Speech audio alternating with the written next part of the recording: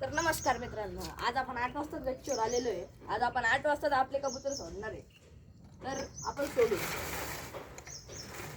आणि आपल्या प्रिन्सच्या संग जोडी लागलेली आहे. आणि आपला हँडटेप कबूतर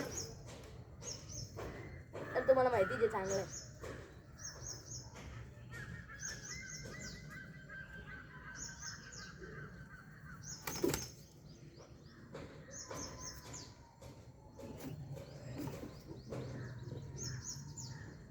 तिले घाबरती.